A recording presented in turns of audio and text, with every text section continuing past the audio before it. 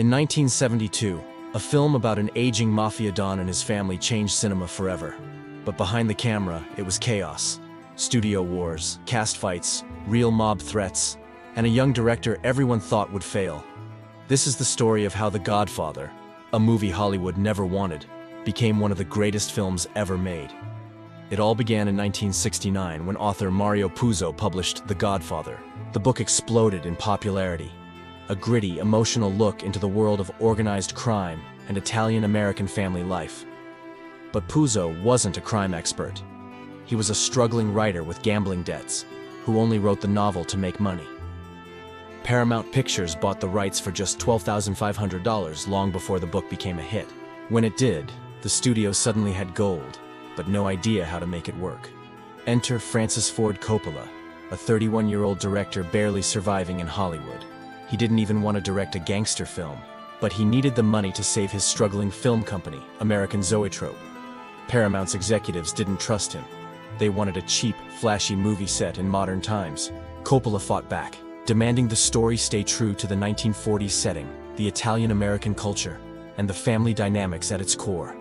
To the studio, it sounded crazy, but Coppola saw something deeper. Not a film about crime, but about family, power, and loyalty. Then came the casting battle, one of the most intense in Hollywood history. Paramount didn't want Marlon Brando. At that time, he was considered difficult, washed up, and box office poison.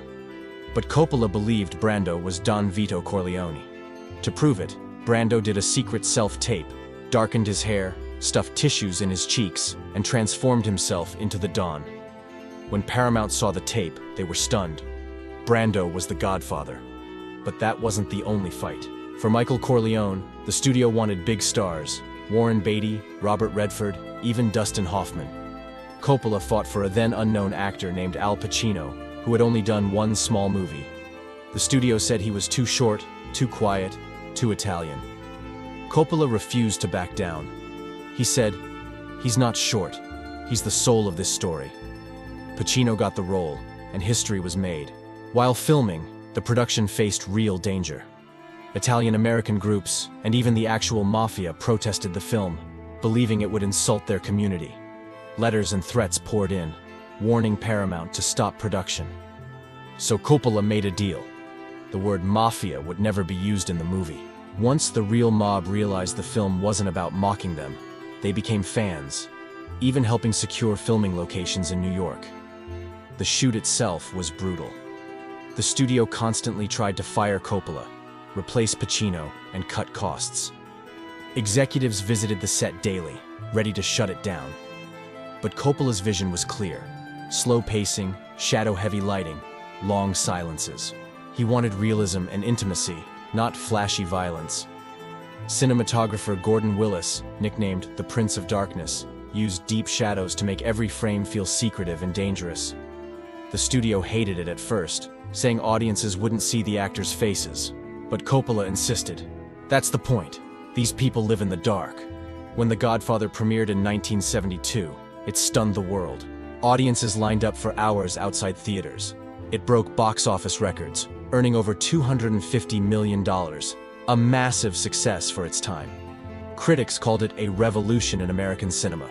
Marlon Brando won the Oscar for Best Actor, but famously refused it, sending a Native American activist to protest Hollywood's treatment of indigenous people.